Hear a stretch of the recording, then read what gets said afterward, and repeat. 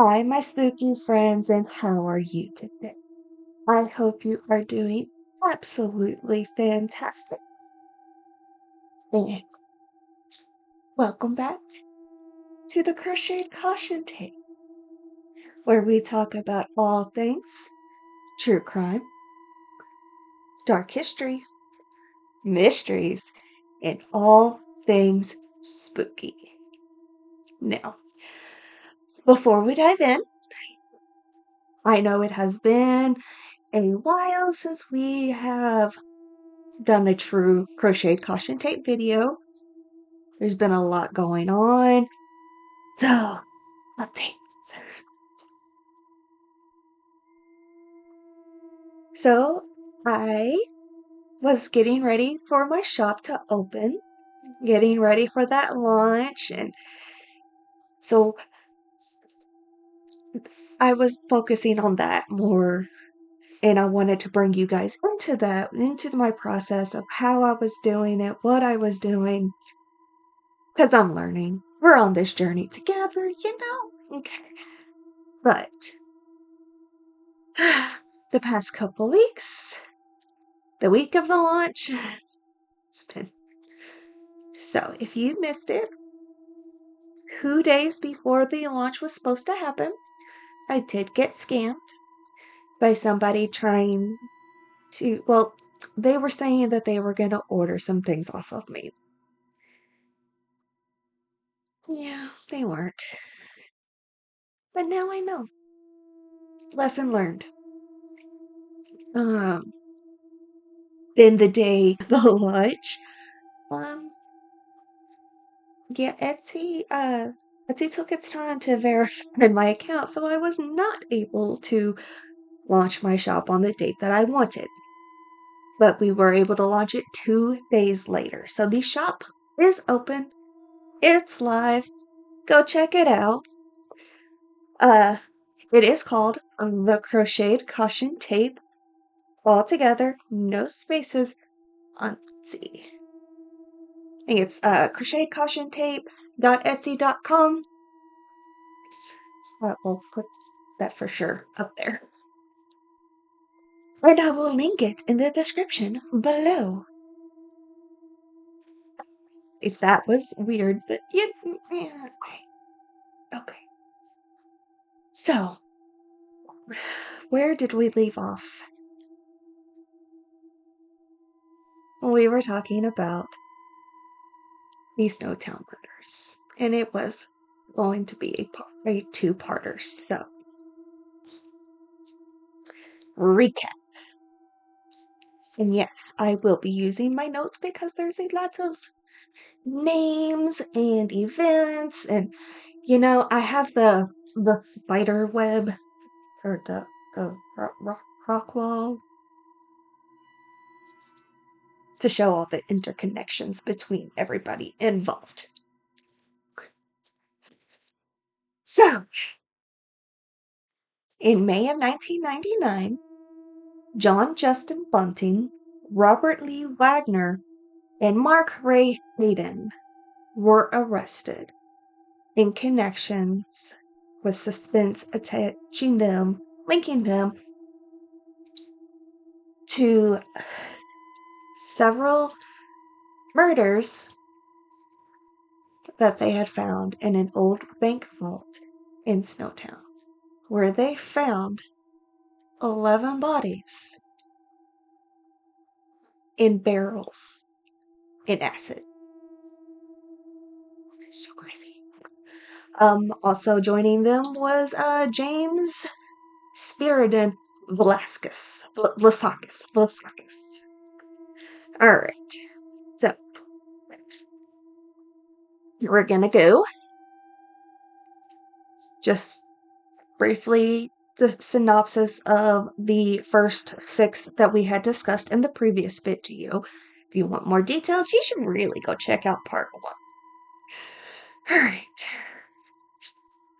So they were claiming that they were doing vigilantism. They were targeting people with mental health issues that were getting checks from the government. They were saying that they were going after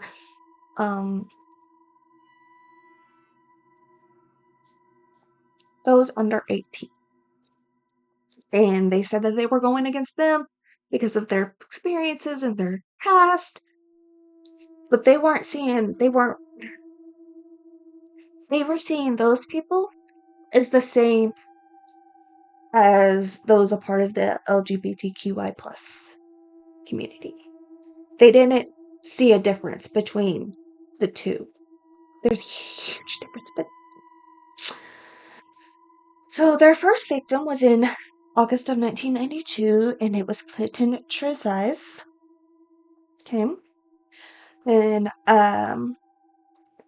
second was Ray Davies, who was intellectually disabled. And there was a rumor like he was acting really weird, but the lady that he was staying with on her property was an ex-girlfriend of Bunting, and she had heard that he was predatory towards her grandsons. So, of course, Bunting gets involved. Bunting and Wagner. Third, it's not entirely, it hasn't been proven that they were responsible for Suzanne Allen. She was an ex-girlfriend of Bunting. It was her house, her property that Ray Davies was staying at. Now her body was found in Bunting's property. They found her buried in his backyard, his old backyard. And Bunting and Wagner had claimed that she had unalived with a heart attack. She had a heart attack. And then we dismembered her. But the jury wasn't able to reach a verdict, which blows my mind, but okay. Then there was Michelle Gardner, or Michael Gardner. Michelle Gardner was a transgender woman, and Bunting and Wagner did not approve of her lifestyle. Wagner really didn't like her. He had saw Michelle playing outside with some relatives' children, and he says that he saw her grab one of the children. Yeah. Okay. I'm going too much in detail on that. So, now we're going to go to Barry or Vanessa Lane, who was also a transgender woman and in a relationship with Wagner.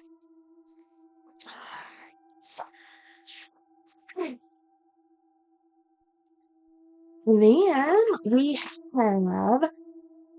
Is that the last one? Yes. Okay. The last one that we talked about was Thomas Trevelyan, who was in a relationship with Vanessa Lane, who was staying with Bunting. I told you they're all connected.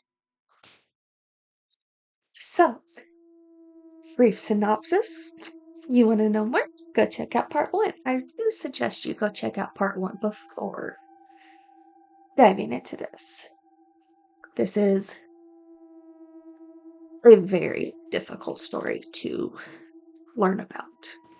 So, all of the trigger warnings, just all of them. We got. It's brutal, it's violent, it's psychologically, and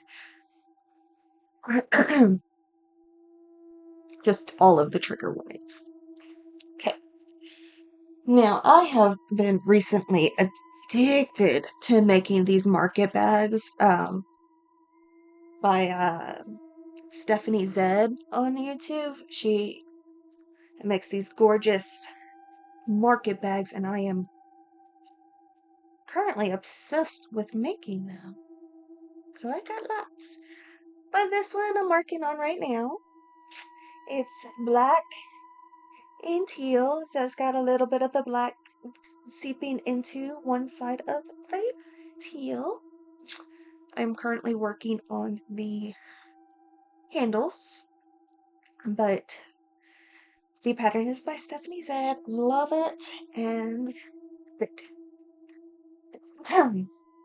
Let's continue with bodies in the barrel. So, victim number 7 is Gavin Porter. He was 31. He was a friend of Lasakis, and he was unalived in April of 1998. So we're getting closer. We're around a year before all of this comes into the light. His remains were found in Snowtown in the vault of there we go. In the vault. And this poor guy, he has spent so much time, so many years in mental institutions trying to get help for his mental issues. And he was an addict. He was very much addicted to a lot of things. He had moved in with Lasakis for a bit. They were both addicts. So, yeah, these two addicts just living together. Don't see a problem coming from that. So, in Bunting's view, and let's remember that Bunting is Lasakis's stepdad. Okay, so of course he's very protective of Lasakis, and he just saw Gavin as a addict, a waste who no longer deserves to live. His words. Bunting's last straw with Gavin was when Bunting was visiting Vlasakis, and he sits on the couch and he gets stabbed with a used syringe.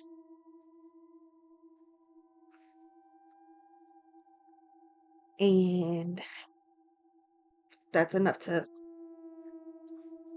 piss any parent off. First of all, I get that. No. But I don't know. It's a whole bad situation. Alright. So, after being stabbed with the syringe whenever he sat on the couch, Bunting, of course, went to Wagner and they concocted a plan. Their plan was. I'm trying to make it to where you guys can see what I am doing, and it's not working out right. I need to fix my camera. Okay. So Bunting and Wagner attacked Gavin while he was asleep in his car. He was sleeping in his car on the property. He wasn't in the house for some reason. He was sleeping in his car. To each their own. Uh, when Gavin woke up, he immediately started to get it poked by Bunting with a screwdriver. Okay. Of course, he fought. He tried to get out of the situation, and he ended up getting overpowered, and then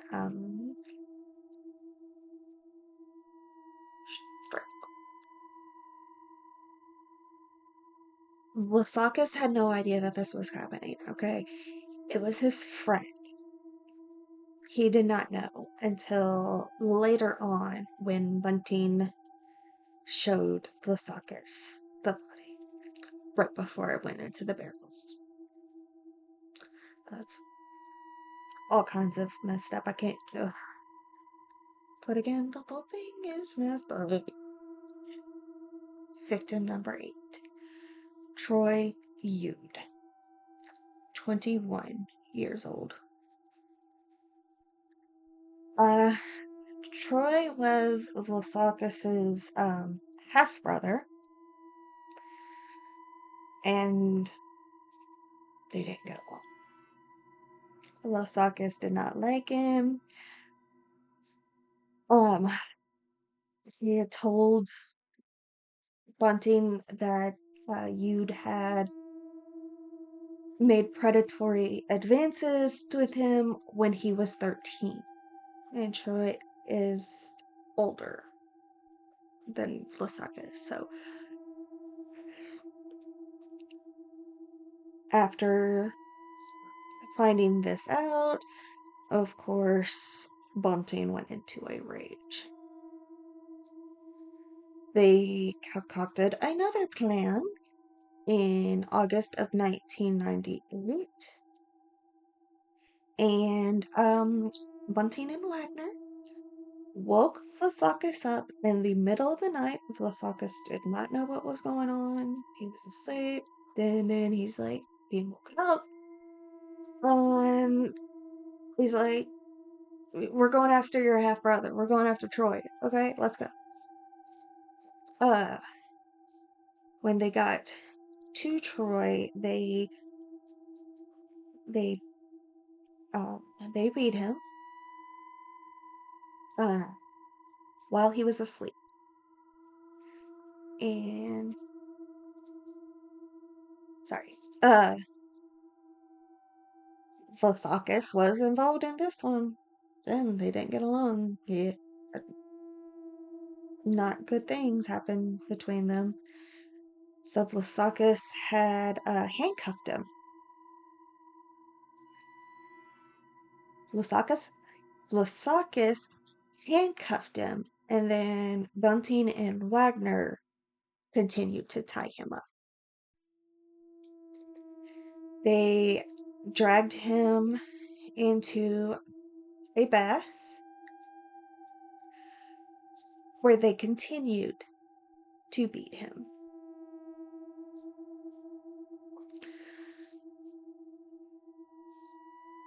As for the rest of their crimes, they forced Troy to give them all of his financial information. They forced him to refer to them as Sir, God, Master, and Chief Inspector. They have some. Okay. Bunting had him also recite a list of numbers, words, phrases, just random things that he could put together to leave as a note, a confession, what have you. After that, he was strangled. So with all of the phrases, words, random numbers that they had him say, they were able to use a thing called Sound Forge that was used in the 90s, and I'm not sure. But they used that to make a message from Troy saying that he was going away and not to come look for him. Victim number 9 was Fred Brooks. He was 18. and he was Elizabeth Hayden's nephew. He was Judy Elliott's son, and Judy Elliott was Elizabeth Hayden's sister, who was the wife of Mark.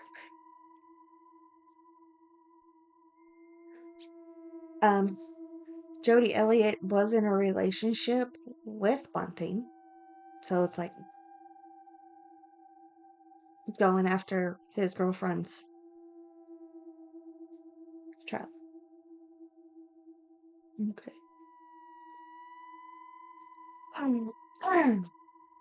So Bunting did not like Fred. Did not like him. He was obsessed with the idea that Fred was going after. Excuse me. He was obsessed with the idea that Fred was going after young girls. Which, if he was, he needs. Oh, you're not going to go down that path. We are not going to go down that path. So, all of the stuff that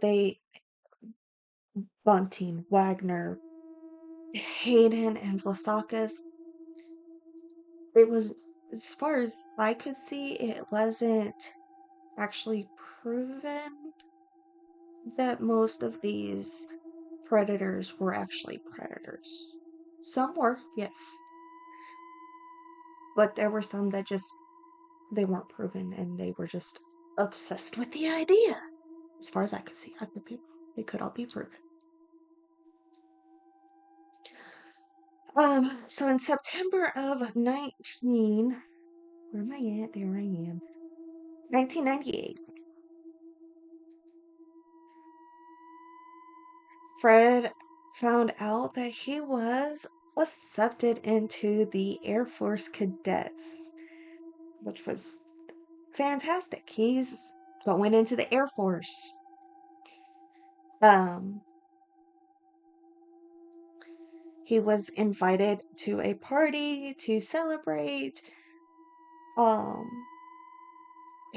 Hey, I'm going to the Air Force. I guess kind of like a going away party, celebration party, whatever. There was a party. Okay. And Bunting, Wagner, and Vlasakis were also invited. But I want to be anywhere that these guys are. Where? They sound, even with, they don't know that they were doing what they were doing, they still weren't good people. They just were not good people. Okay. So, at the party, Bunting, Wagner, and Vlasakis were talking about doing, after the party, leaving and going to do a B&E. And somehow they talked this 18-year-old Air Force cadet. He wasn't an Air Force cadet yet. He had been accepted into the program, but still. He was like, yeah, sure, let's go for a B&E. Oh my god. I don't know, man. It's what? What? So he accepted, he went along, and was not the best of ideas for multiple reasons. Alright. So they somehow got Fred into a bed and they handcuffed him and they even thumb cuffed him. The poor guy was tortured. He was tortured. He was forced to call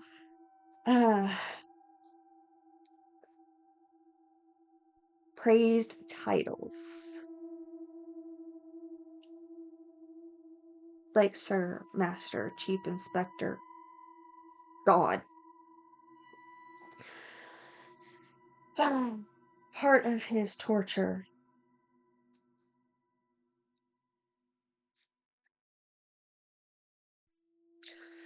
was they would light some cigarettes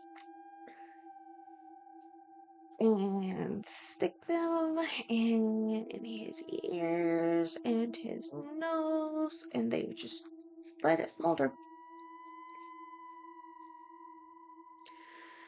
Um, okay, that part I'm not gonna say what else they did. Okay. Um, they did force Fred to say the same information, same words that they made Troy say. And he was forced to confess that he was predatory towards young girls.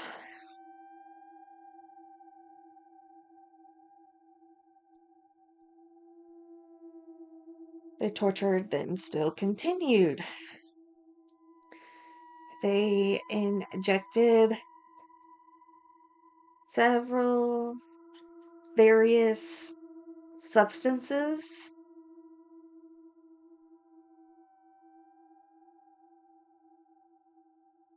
Okay. Into his nether region. And they also what he was wired to a variac, which is an electrical transformer that provides AC voltage source.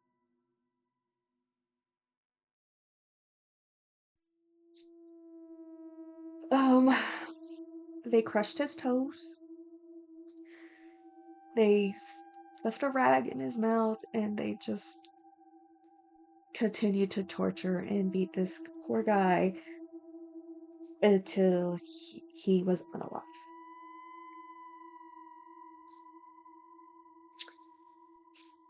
All right.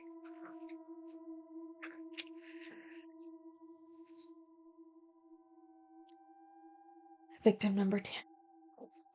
Gary O'Dwyer. He's 29. He was Bunting's neighbor. He was always off. Um, Bunting didn't really know O'Dwyer that well. He was intellectually and physically disabled. He had a very noticeable and prominent limp. And Bunting just did not like him because he was different. Because he was different than what he was. What he was didn't think the same way, he didn't move the same way, he just did not like him because he was different. Okay. So in October of 1998, he had Rosakis get info on O'Dwyer. Like what his financial situation was, what his family situation was, like if did he have a family, were they close by, just any information that he could get from him. O'Dwyer was considered a target because of his income from his disability assistance.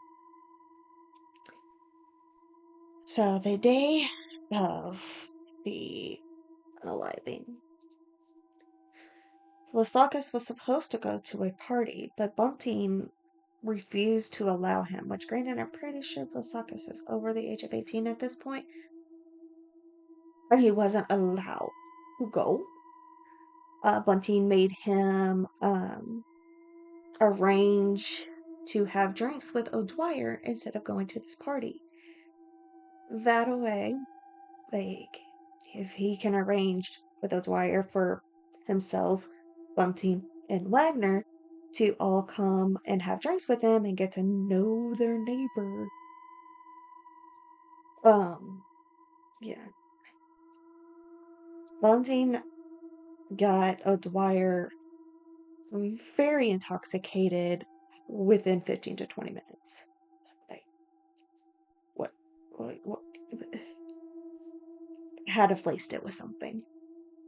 Okay, that's my thought. He had to placed it with something. So when O'Dwyer was was intoxicated, Wagner grabbed his throat. As soon as this happened, O'Dwyer like went into a full fit, like trying to fight back and uh try to get loose and fighting. He was fighting. Um, Bunting ended up having Wagner loosen his grip, and they instead applied handcuffs. Again, with all the violence, all the torture, made him to confess false statements, more than likely the same that he was forced to um, confess that he was a predator, and just because he was different. Just because he was different. Uh, After he was unalive, he was taken to Mark Hayden's, where he was then put into a barrel. So, Mark isn't in a lot of this. He's like an accomplice more. Like, they go to him after the fact, and he helps them clean it up. So, definitely an accomplice.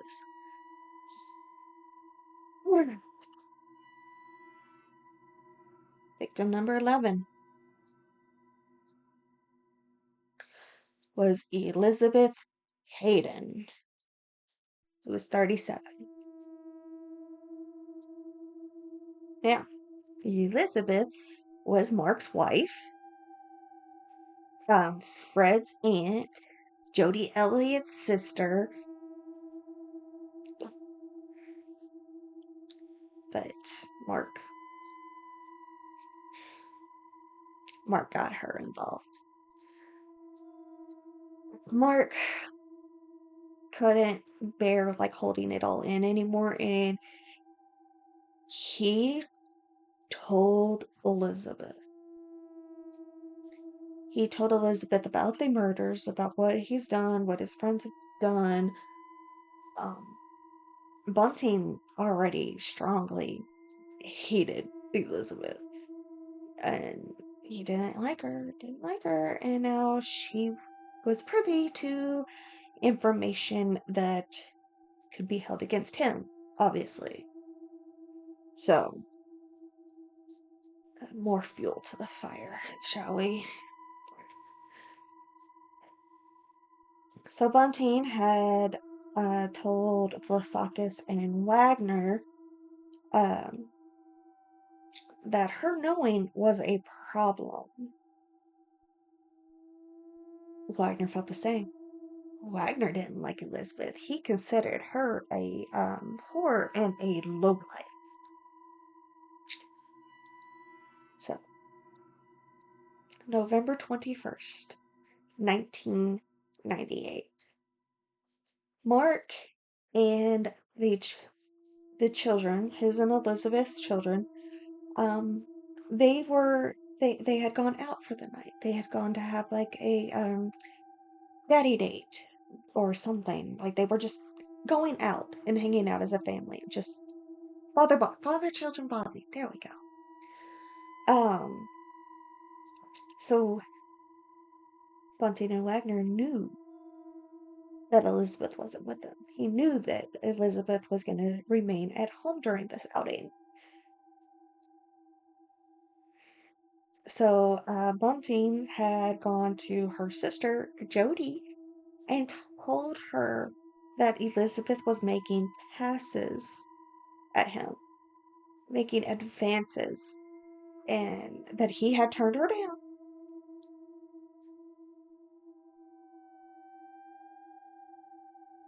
Again with the bathroom, drug into the bathroom, tortured, and unalived. Mark did not know anything about this.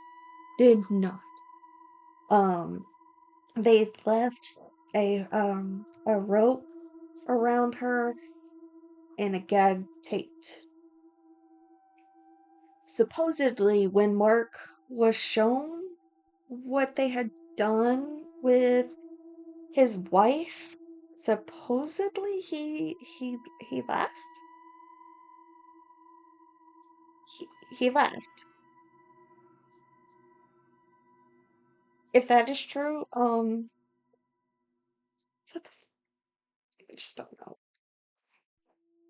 This story is a bunch of like, what the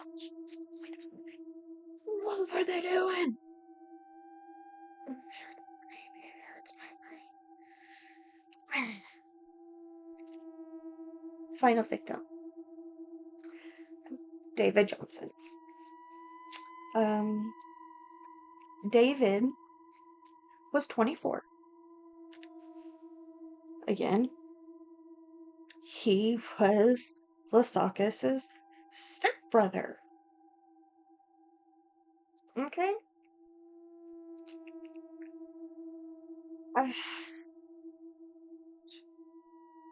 so, Lasakis, on May 9th, 1999, less than a month before these bodies were found, Lasakis had asked David to help him buy a cheap computer in Snowtown.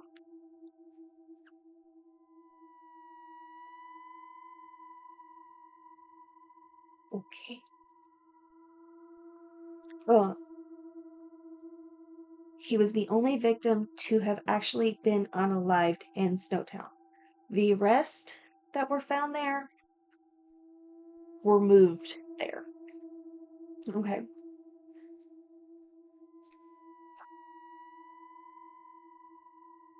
Bunting did not like David because he cared about cleanliness and how he looked. He wanted to be presentable. He cared about hygiene. Oh my God. Jesus. What is that flashing? Um, so Bunting saw him as a yuppie. Right? He referred to him as a slur that I am not going to repeat. And he said that he needed to be unalive. It's 6 months since the last murder. And Bunting told Lasakis that he needed to find a way to get David to Snowtown. And that is when uh, okay. That is when Lasakis came up with the idea to have him come help him with this computer that he was trying to buy. Right? As soon as he entered the Snowtown bank, he was grabbed. And he was tortured and beaten. Same as the rest of the MO, he was forced to record words, numbers, phrases, give his financial information. During the torture, Bunting played his Voices from the Dead mixtape that he had. Wagner and Blasakis took David's ATM card and took it to Port Wakefield and tried to get cash out, and they were unsuccessful. Was unauthorized and canceled. So sounds like David gave them the wrong bank information. But Bunting hadn't waited to see if this would work. No.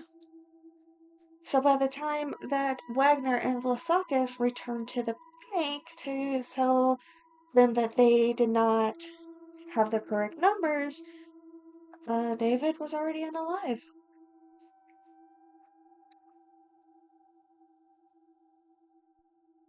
Remember how I said, all the trigger warnings?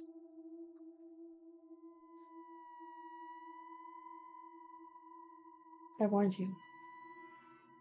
Okay. After David had been unalived, Wagner had decided this isn't enough. This is their 12th one. I want to feel something. I want to see. So he cut a piece of flesh off of David's body. And they just returned to Adelaide. When they returned to Adelaide, Bunting and Wagner proceeded to cook and then eat the flesh that they had just removed from David's body. Mm. Told you this story's so messed up. Now, how did they piece all of this together? How was all of this discovered? How was it not discovered? All right. So let's wind back. Wind back to Elizabeth.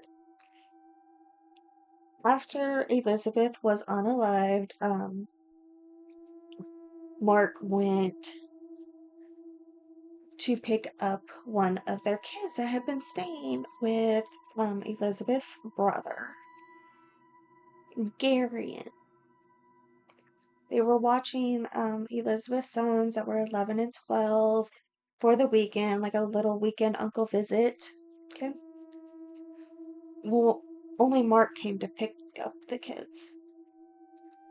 Gary was expecting Elizabeth to also pick up the kids. When asked where Elizabeth was, Mark allegedly told him that she just left him. They had an argument and he left. She left him. He told Gary that whenever he was picking the kids up. However, the story changed. The next day, he would be saying that Elizabeth had left him for one of her boyfriends. She took money from his father's joint account. Sorry, yeah, from his and his father's joint account. But then a few days later, it changed again. Mark then said he came home from a visit with his dad at the nursing home and she was gone. She wasn't there. He did not have any interest in reporting her missing. Didn't report her missing, the fight, the theft, like, he didn't report anything. He had no interest in it. Now, Elizabeth had 6 daughters and 2 sons from different fathers. Whenever her and Mark had got together, her life turned around. She was doing so much better. She was turning a new leaf in her life. She actually showed interest in caring for her sons, which she hadn't previously done, which is why they were spending the weekend with their uncle. But she was interested in them again. She was doing better. And it didn't seem right to Garion that she would just leave her sons with all of the progress that she had been making.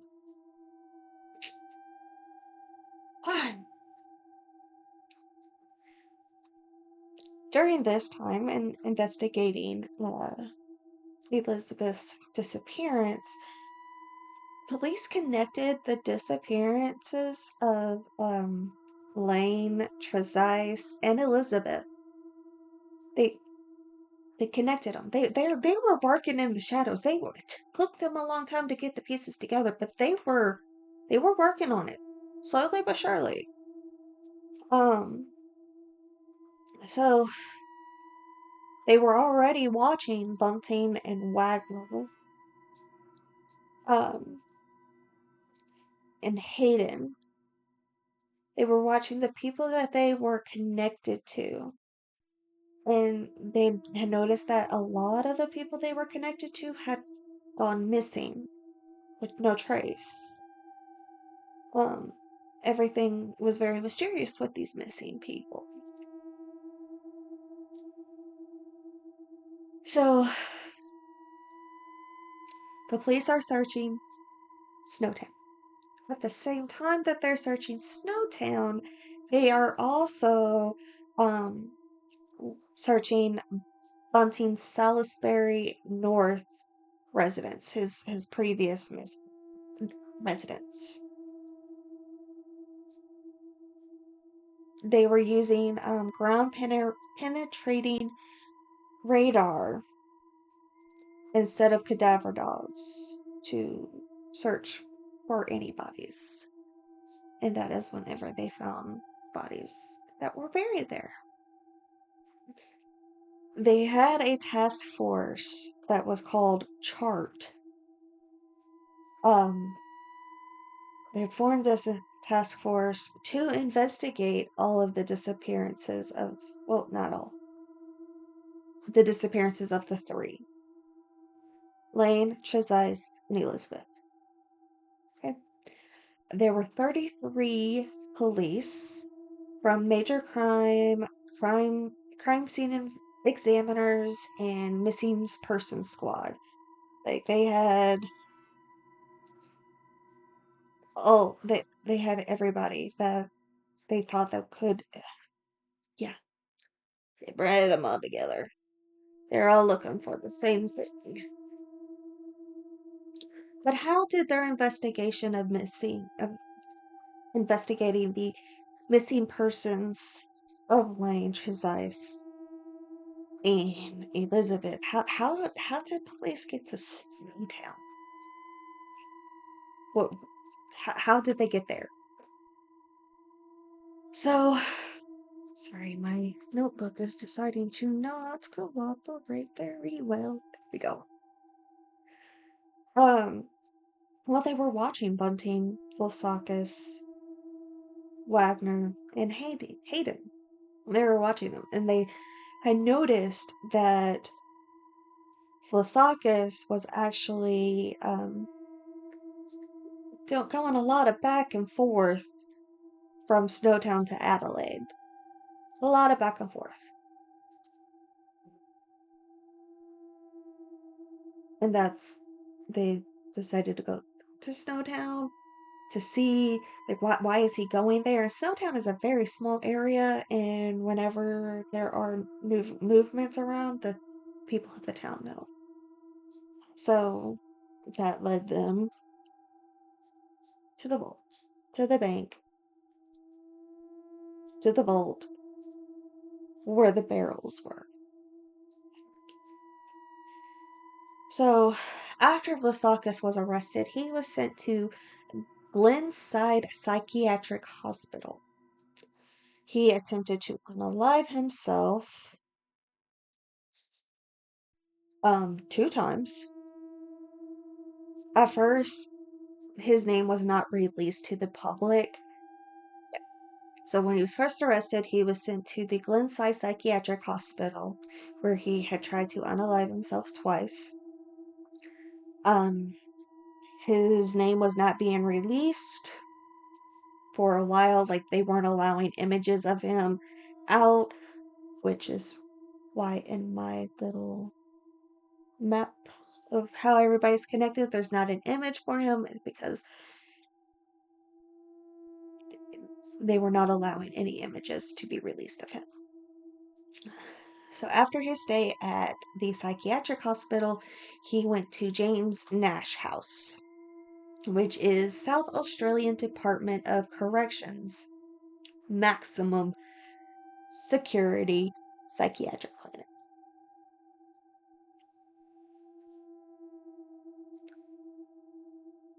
Now, this had gone on from 1992 to 1999. These bodies were in not a good state. They were identified by their age and gender, along with fingerprints and dental records. It was still pretty early on in DNA mapping.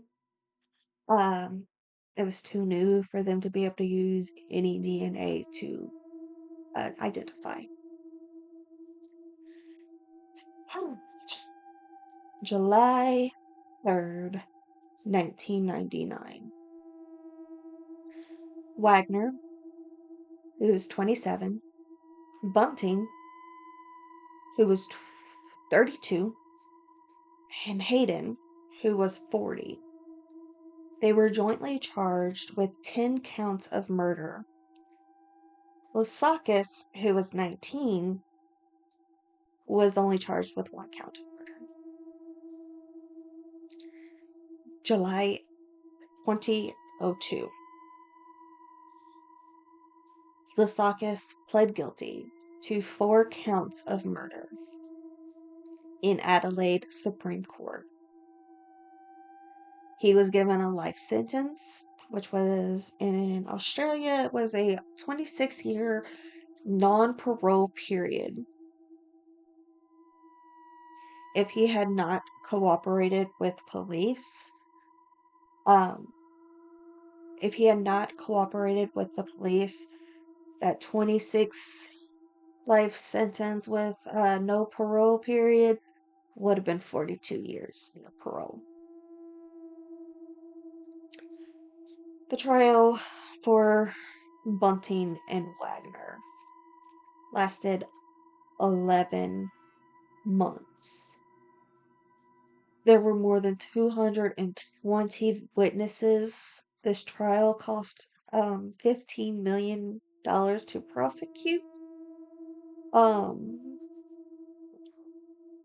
They had taken $95,000 in Centrelink benefits, which was their disability checks that their victims were getting. This trial was the longest trial in South Australian history. September 8th, 2023. The jury delivered the verdicts. Bunting was found guilty of 11 murders. Wagner pled guilty for 3 counts of a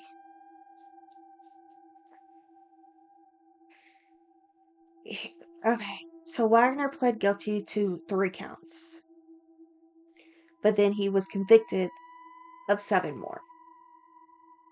Look, they were both sentenced with multiple life sentences, no possibility of parole.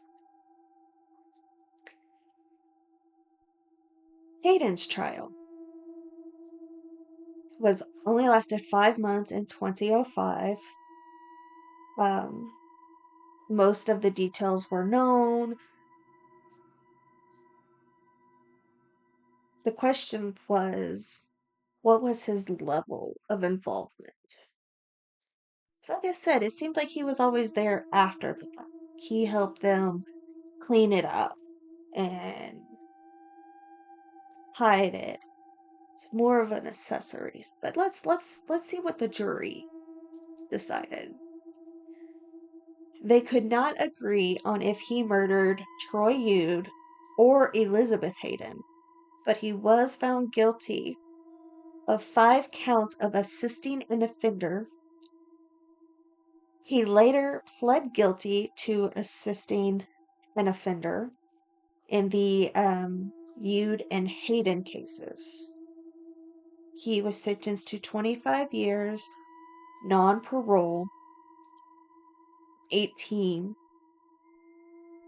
years of a non-parole period. And Mark was released of May 2024 under very strict supervision. Vlasakis gave evidence against the others. Courts suppressed his image in South Australia to protect him. He was given life sentence. He pled guilty to 4 counts of murder and Vlasakis is up for parole next year, 2025.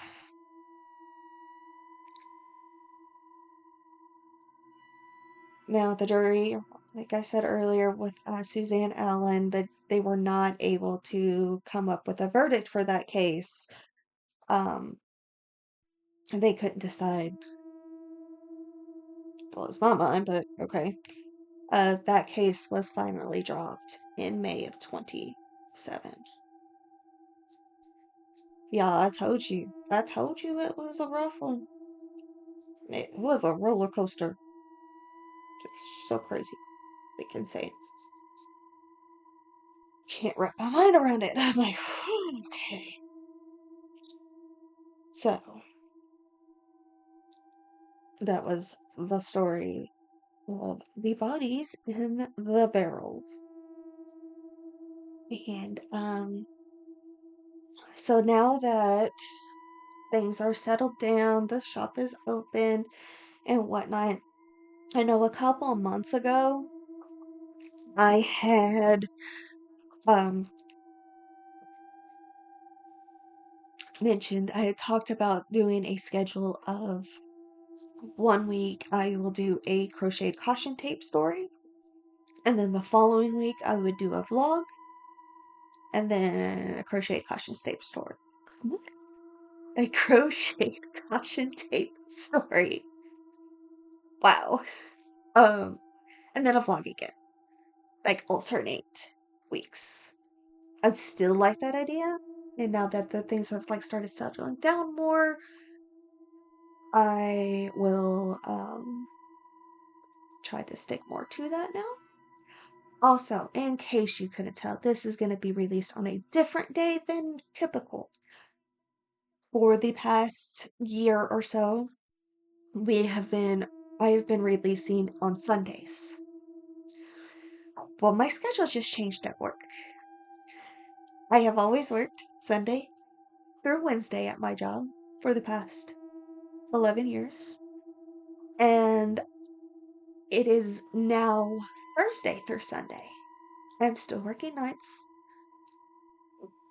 but I'm working all of the days that I was off before. It's okay. It's okay. That just means I have to adjust. So, I'm gonna shoot for this being released on Thursday, October 3rd. And from then, the release date will probably remain on Thursdays. Thank you guys so much for joining me today.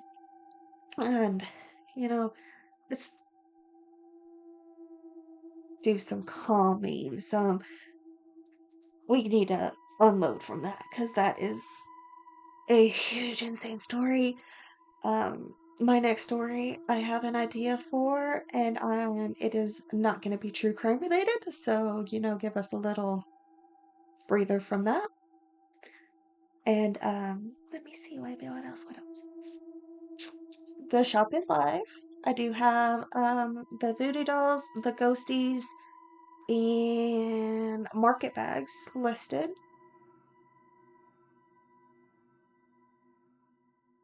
Oh, and chickens. It's like there's something else. Voodoo dolls, ghosties, chickens, wall plushies, and market bags are up on my site. Um, I have an idea of what I want to do with the future. I do need to take pictures of all of the bandanas and the headbands and get them added to the shop. And I'm thinking I'm going to try to release a new item every month. Maybe? We'll see. We'll see. Goals. Goals. So be sure to check that out. And I hope you guys have time to get. Thank you so much. And please be sure to like, subscribe, comment, and share to help add any videos. Help me get more videos out there. Um, if you know somebody that's interested in crocheting and in true crime, dark history, spookies, mysteries, all of the good stuff, please send them my way. Until next time, be good to yourself, be good to others, and I will be seeing you guys later. Bye.